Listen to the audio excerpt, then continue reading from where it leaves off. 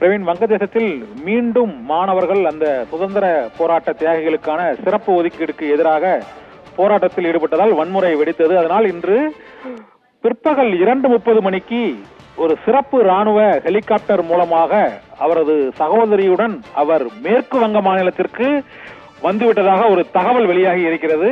அதனால் டாக்காவை விட்டு ஷேக் ஹசீனா, வங்கதேசத்தின் அதிபர், இப்போது வெளியேறிவிட்டார் என்ற தகவல் வெளியாகி இருக்கிறது. அந்த அளவிற்கு அங்கு வன்முறையும் கலவரமும் தொடர்ந்து வெடித்து வருகிறது.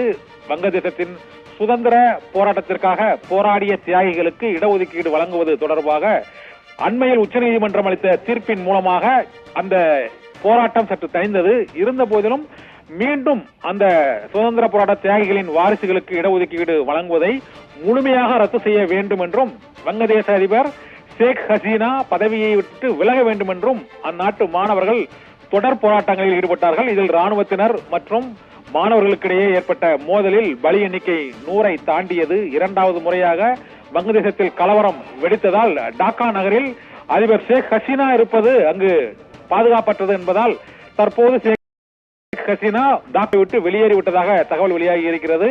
அவர் வங்கதேசத்தை விட்டு வெளியேறி மேற்கு வங்க மாநிலத்திற்கு வரக்கூடும் என்ற தகவலும் வெளியாகி இருக்கிறது. இந்த தகவல்கள் உறுதிப்படுத்தப்படவில்லை. வங்கதேசத்தை விட்டு அந்நாட்டின் அதிபர் ஷேக் ஹசீனா வெளியேறிவிட்டதாக இப்போது செய்தி நிறுவனங்களில் புதிய தகவல் வெளியாகி இருக்கிறது. பதவி விலகுவாரா அல்லது தொடர்ந்து பதவியில் நீடிப்பாரா என்ற சந்தேகங்களுக்கு இன்னும் 24 மணி நேரத்தில் விடை தெரியும் என எதிர்பார்க்கப்படுகிறது. அவர் நாட்டை விட்டு வெளியேறிய பிறகு பதவி விலகல் அறிவிப்பு வெளியாகும் என எதிர்பார்க்கப்படுகிறது. இந்த சூழ்நிலையில் வங்கதேசம் முழுவதும் பதட்டமான சூழ்நிலை.